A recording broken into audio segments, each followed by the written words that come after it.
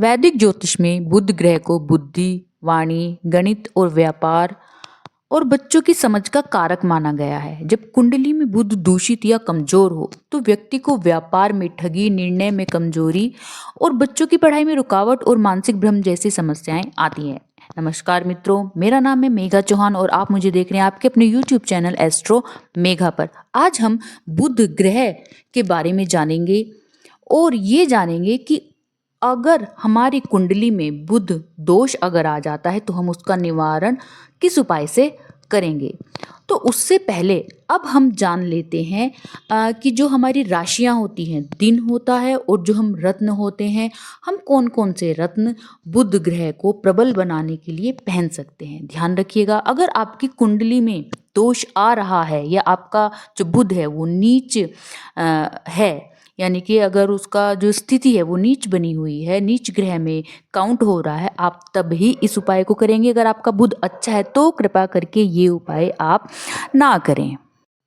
अगर कुंडली दिखाने के बाद आपको दोष नजर आता है तो ही करें।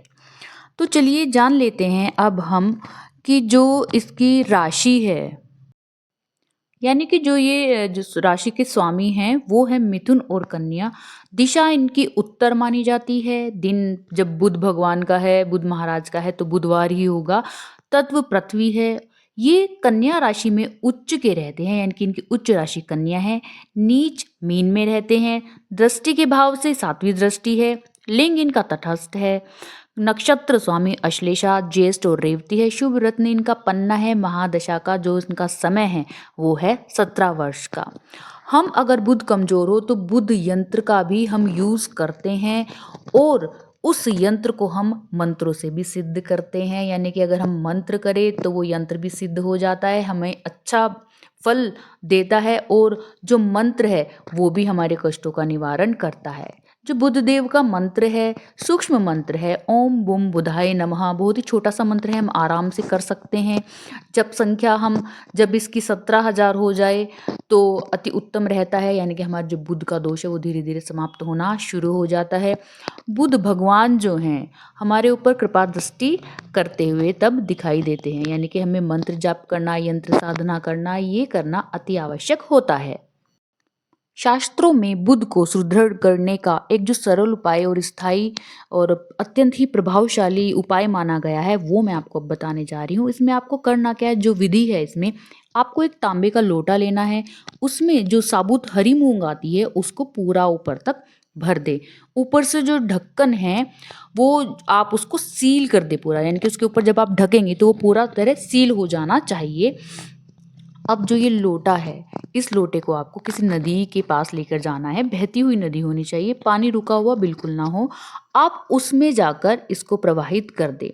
आप ये ध्यान रखें कि ये जो उपाय है ये आप पूछ कर करें, आपकी कुंडली में दोष है तभी करें और एक बार ही इस उपाय को किया जाता है। अब हम ये जानते हैं कि जो तांबा है वो सूर्य का प्रतीक है और जो मूंग है, हरी मूंग है, साबुत जो मूंग है, वो बुध ग्रह का प्रतीक मानी जाती है। इन दोनों के संयोग से बुध आदित्य योग की जो बाधा होती है वो शांत होती है। जब यह संतुलित होता है तब व्यक्ति की बुद्धि और व्यापारिक विवेक और जो निर्णय करने की जो शक्ति होती है वो तेज हो जाती है। लाभ क्या क्या होते हैं इससे?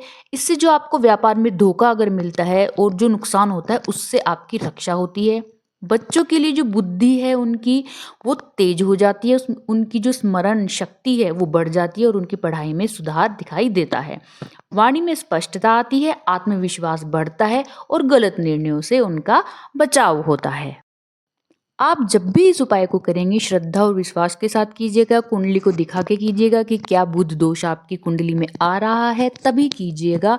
अनावश्यक और इसका उपयोग ना करें, बार बार इसका दोहराव ना करें।